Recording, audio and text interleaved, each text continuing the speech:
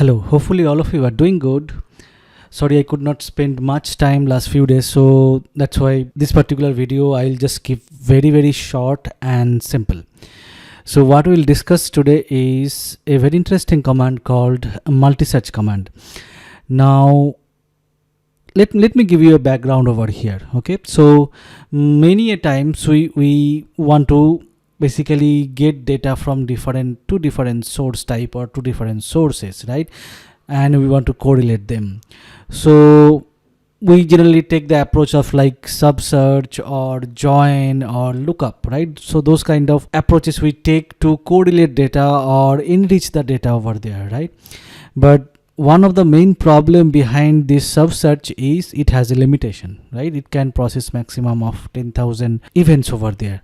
So and join also use the same sub search approach, which has the same limitation as well. Okay, so to overcome that, what we can do is we can use a very simple command called this multisearch command.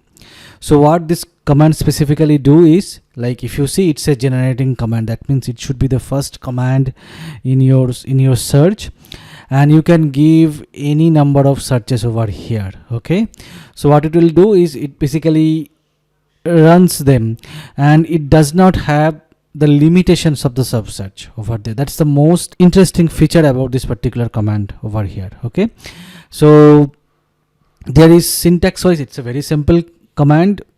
It just requires the searches over here. Now the one limitation is the searches should be streaming searches. That means it should only include these commands like search, eval, var, fields and recs. And I think this is fine, right? Because when we get the data, basically the main search is giving me data for different sources which you want to correlate. Later we can use any of the searches to any of the search commands like the stats or whatever time charts to transform it over there, right? So yeah, and if you see, like they have given some usage over here as well. Like if you want to use this append command, let's say you have two different indexes, index A and index B over here, right? And you want to correlate the data between them.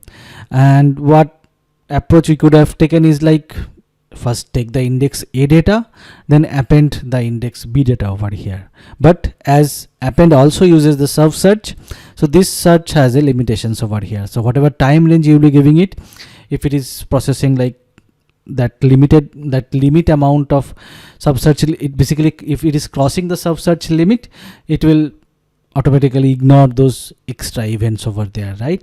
So instead of that, you can use this multi-search command over here, where you can give this streaming commands over here like the search or recs or those commands, and then just get the data first, then you can use any other search string later in the search, right?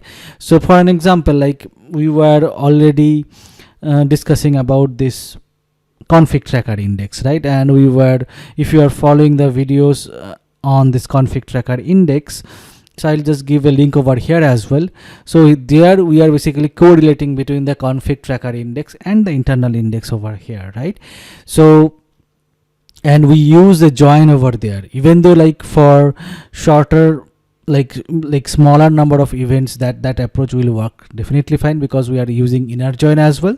But let's try to use the multi-search command and try to see it, like whether this is also possible or not. Like the syntax, we'll just talk about the syntax over here. Like if we see, the multi-search command has to be the first one, right? Then we can have any number of searches. We are calling it sub searches over here, but this does not have the sub search limit over here as well, right? So the first search, we can have something like search index equals to underscore config tracker, right? CKER config tracker. And let's say we will search for the TMDB app only. Okay, the changes in our TMDB app only, and we can give some earliest and latest time as well. So let's say for today we will do that, and latest is equals to, let's say, now. Okay, so this search could be one thing. Another search we can do it for the internal index here, right? So index equals to underscore internal, and we can have that particular source type as well. So let me copy that. So we can just filter about for this particular source type Splunk UI access. Then we can search for the TMDB updated changes and similar time, earliest and latest time over here, right? So once I run that, it is earliest, LIEST, earliest over here. So if we run that, and you can see like both of this index data has been fetched over here from your config tracker as well as internal index, right? So now after this data, you can run any search over here to filter the data or do some kind of eval, whatever you want to do, right? Because this search will basically give you the data from both of your sources which you want to correlate.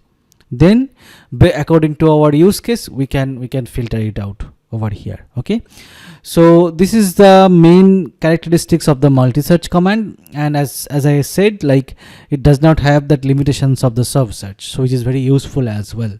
Okay, for longer period of search, as well as like if you want to correlate multiple sources over there, this search is very useful over here. So hopefully we got an idea about what multi-search is and how to use it. In later videos we will talk more about some other commands as well. Okay, so hopefully this video was helpful. See you in the next video.